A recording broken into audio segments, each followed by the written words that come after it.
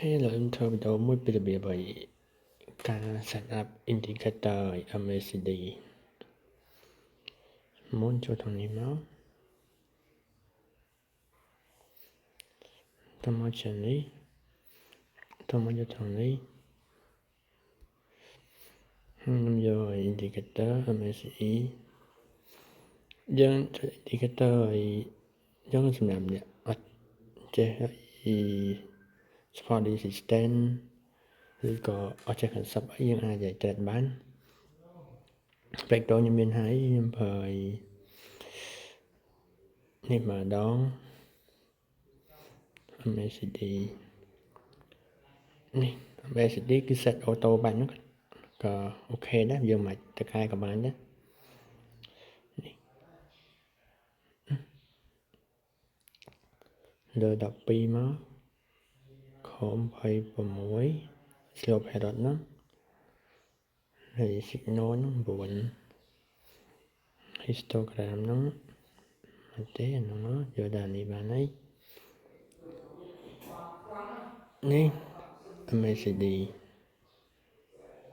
នេះ signal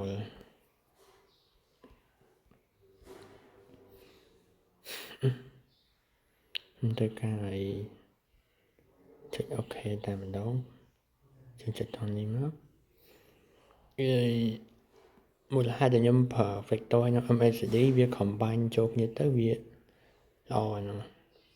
សម្រាប់rằngធ្វើយើងឲ្យធ្វើការចង់ទិញឬក៏យើងលក់អញ្ចឹងយើងមើលនេះសំណោះនេះ MACD ក្រោះហើយបើមាន vector ហ្នឹងឲ្យសញ្ញាតិចយើង share ឬក៏បាយទៅអូខេជប់ខ្ញុំមើលសិនមើលផ្សេងមើលសិនហើយនេះខ្ញុំអត់ទាន់ចូល trade ទេព្រោះអី vector វាឲ្យទិញឡើងមែនតែ MACD វាអត់ក្រោយអញ្ចឹងខ្ញុំត្រូវរងចាំសិនឬក៏ខ្ញុំត្រូវដៃគូមើលគូផ្សេងទៀត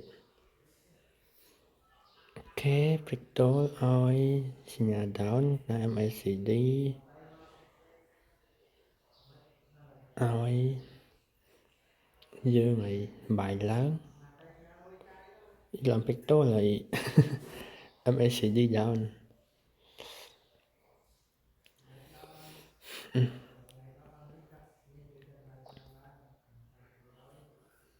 អញ្ចឹងយើង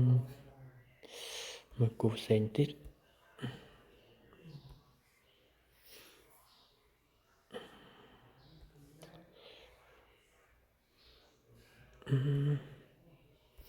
ធ្វើមើលគូផ្សេងទៀតសិន MACD នេះមើលខ្ញុំអត់មកចង់ចាំវាមើលផ្សេងទៀតនេះអូខេ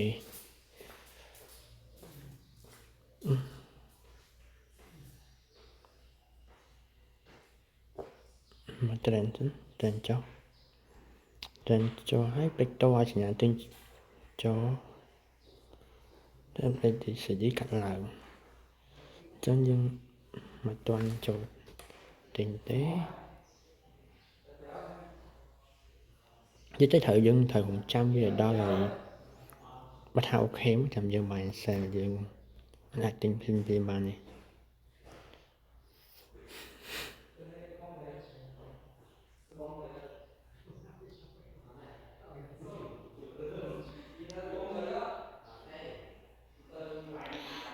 vector show down MACD ហ្នឹងក៏ down ចិត្តខ្ញុំសម្រាប់ចិត្តថាចូល sell តែម្ដងទៅល្អចាំវាឡើងខ្ពស់បន្តិចខ្ញុំសុំ sell ល្អអូខេឡើងតិចមកអូខេទិញ down តែម្ដងទិញឲ្យចូលធ្វើការឲ្យទិញឲ្យចូល sell ព្រោះអីដោយសារតែខ្ញុំឃើញ MACD ត្រង់នេះកាត់ហើយ vector ហ្នឹងកាលណាពណ៌បៃតងទៅយើងត្រូវទិញចោលបដៃទី1ខនចូលដៃទី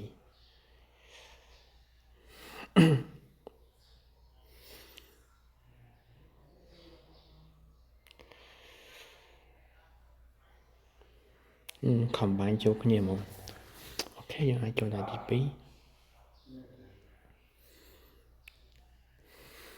ធ្វើ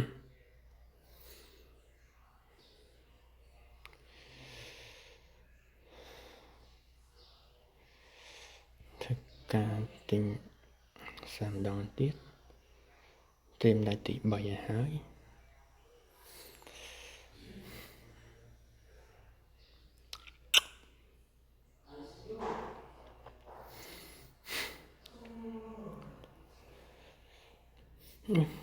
មូលហេតុខ្ញុំមិនទិញចុះហ្នឹងដោយសារតែវាក្រោះ